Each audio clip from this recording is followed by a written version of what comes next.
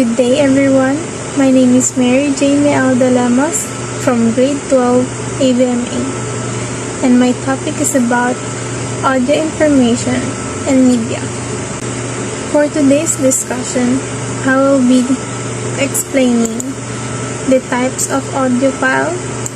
Second is ways of storing audio files. Third is the characteristics of sound. Next is the purposes of using sounds or audio media.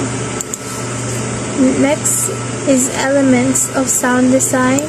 And lastly is principles of sound design.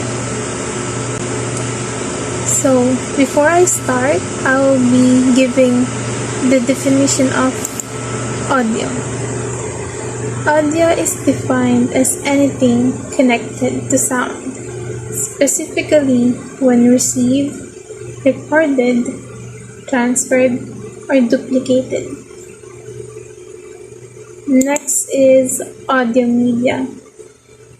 Audio media refers to the media communication that uses audio equipment to report, document, and deliver information through the means of sound. So let's begin.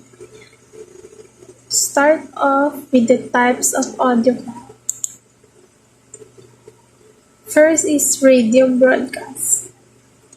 It is the act of sending a live or recorded audio through radio waves meant for a large group of listeners.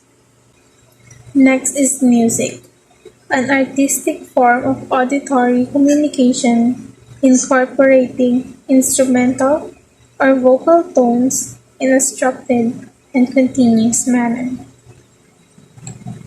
For the third one, sound recording, the encoding of any sound from the surroundings, the act or procedure of making a record of a certain sound.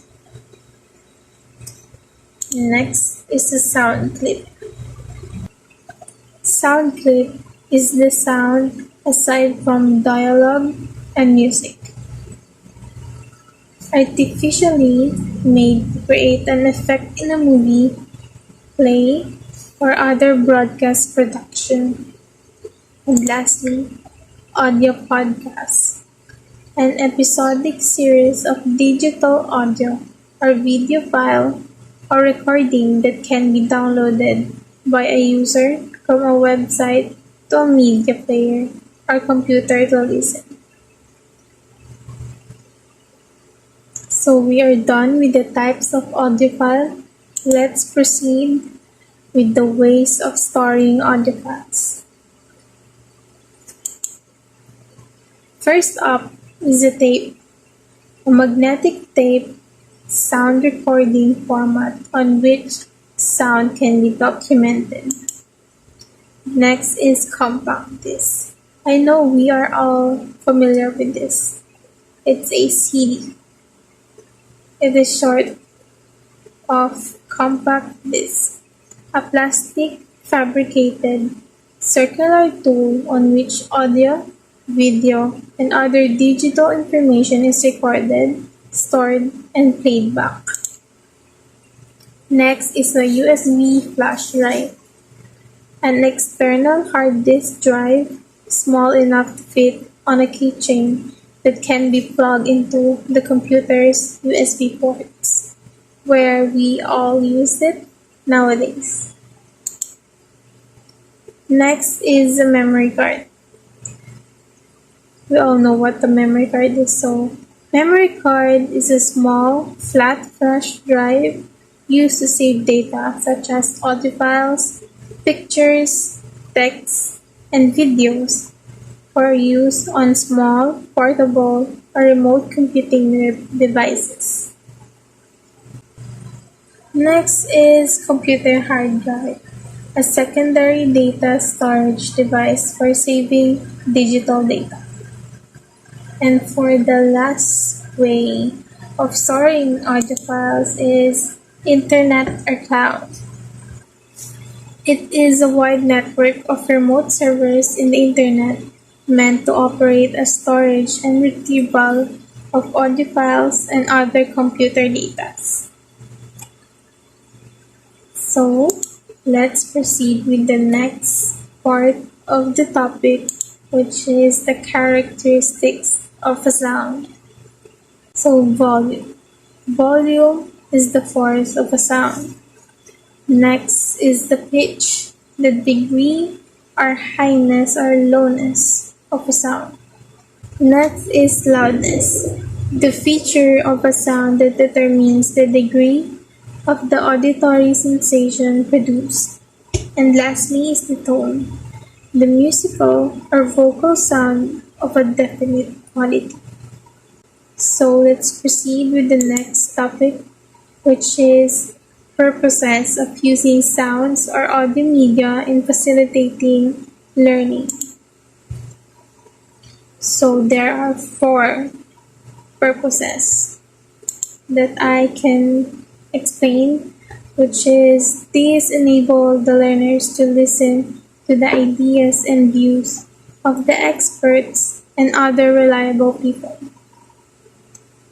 Next purpose is these allow learners to listen to learning materials like speeches.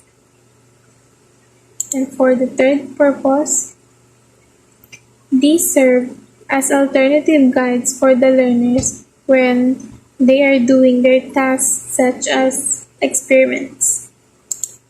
Lastly, these grant the learners audio files of important past events or sounds from the setting that the learners cannot personally visit. And now the elements of sound design. First is dialogue. Composition in the form of conversation between two people. Next is a sound effect. The sound, aside from dialogue and music, artificially made to create an effect in a movie, play, or broadcast production. Next is silence. The complete absence of noise or sound. And the last element of sound design is music, an instrumental or a vocal sound that conveys emotions and ideas in significant forms through the elements of color, harmony, melody, and rhythm. So that's all for the elements of sound design. Next up is our last topic, principles of sound design. First is mixing. Mixing is the balance, combination, and control of numerous sound elements. Next is phase. Phase is the editing and the time control of sound design, which it has three categories. First is the linear, second is the non-linear, and third is the multilinear, where linear is the sounds that are permanent, used once, and will be in the same place, while non-linear is the sounds that are much more open in comparison to linear sounds. For the third principle of sound design is transition, the process of getting from one element or fragment of sound design to another, which it has various types. First is the segue, an uninterrupted movement from one piece of music to another. The second one is crossfade, the smooth transition of a sound between two side-by-side audio files on the same track. Third is the V-fade, a switch from one volume level to another softer or louder level. And lastly, fade to black, a type of V-fade which has some silence between the elements of sound design. For the last principle is stereo imaging, the feature of sound documentation and duplication concerning the supposed spatial locations of the sound sources, both sideways and in depth. This is the end of my presentation. I hope I made it a very detailed one, and I hope I explained it well based on my topic audio information and media. That would be all. Thank you and God bless.